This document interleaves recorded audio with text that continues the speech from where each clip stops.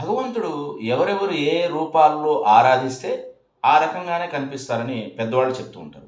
Probably అది నిజమే అనిపిస్తుంది. ఎందుకంటే శ్రీకృష్ణుడు, శ్రీకృష్ణుడు ఒక ప్రొఫెషనల్ సైకాలజిస్ట్‌గా చూసినప్పుడు నాకు he is a master of psychology అనిపిస్తుంది. ఆయన ఎంటైర్ ఎపిసోడ్స్ కనుక ఇటు భగవద్గీతలో గానీ, మహాభారతంలో గానీ ఆయన అప్రోచ్ అంతా చూసినప్పుడు ప్రతి అడుగులోనూ ఆయన అప్రోచ్ గానీ, ఆయన కాన్ఫ్లిక్ట్ రిజల్యూషన్ గానీ, ఆయన ఎమోషనల్ ఇంటెలిజెన్స్ గానీ, ఆయన కౌన్సెలింగ్ మెథడాలజీ గానీ, ఏది చూసినా ప్రతీదీ సైకాలజీకి చాలా దగ్గరగా ఉన్న సబ్జెక్ట్ లాగా అనిపిస్తుంది. ఇప్పుడున్న మోడర్న్ సైకాలజీకి సంబంధించిన ఎన్నో పుస్తకాలతో భగవద్గీత గానీ, మహాభారతం గానీ ఏమాత్రం తీసిపోదు. ఒక రకంగా చెప్పాలంటే ఈ కాలంలో కూడా, ఈ మోడ్రన్ యుగంలో కూడా ఇప్పటికీ చాలా రిలవెంట్‌గా మనకి ఆ సబ్జెక్ట్ అంతా అనిపిస్తుంది. ఏది శ్రీకృష్ణుడు మనకి చెప్పిన టీచింగ్స్ ఏదైతే ఉన్నాయో. అతను ఒక భగవంతుడుగానే కాకుండా